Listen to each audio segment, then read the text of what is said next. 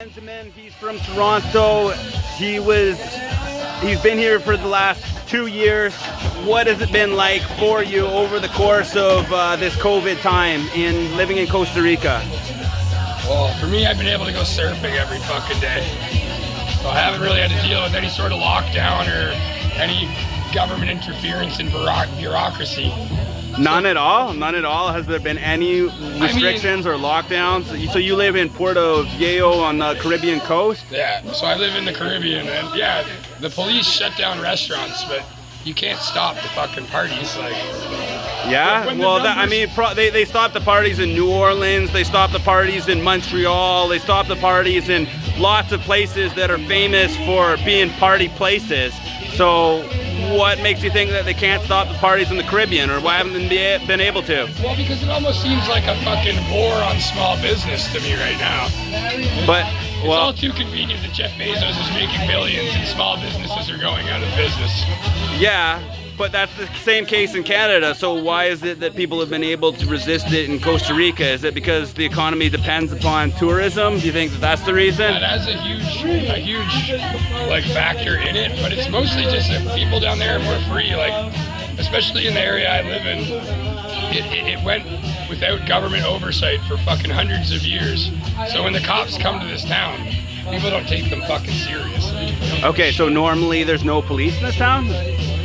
Like, they're not as respected, or like they don't even have the same respect for themselves. Okay. Like, that'd be nice. Their job's a fucking joke. All right. Especially right now. None of the cops want to be doing any of this shit. They're just doing what they're told. Which is too fucking familiar to a Jew. Which is what cops do, right? They do what they're told, and you know that's fucking. Do what they tell us to do. I mean, that's the point of the Milgram experiment, right? You know, everybody thinks that they wouldn't do the things that authoritarian regimes would do, but you know, psychology has taught us that if the circumstances were right, most people would comply. So, how do you feel about Canadians? Do you think that Canadians could become totalitarian fascists? If there's so much self-righteousness and judgment coming from a large group of people over social media and within communities, when people start policing people, you know that we've been brainwashed by the fucking authoritarians. Okay, so you're from Canada, so you really know Canada well. You grew up in Toronto, you've lived the majority of your life in Toronto. Yes. How have you seen Canada change over the years? I've watched it change for better and for worse. I grew up in a very multicultural area, so I've had a lot of exposure to the world through Toronto. But I've also watched white people get richer and richer. Yeah. Whilst a large mass of Canadians stay the fucking same. And yeah. Wealth gap is just increasing every fucking year. Yeah, definitely. Culturally, you know, in people's attitudes, do you think that Canadians used to be happier and healthier and have a better attitude towards life? It depends on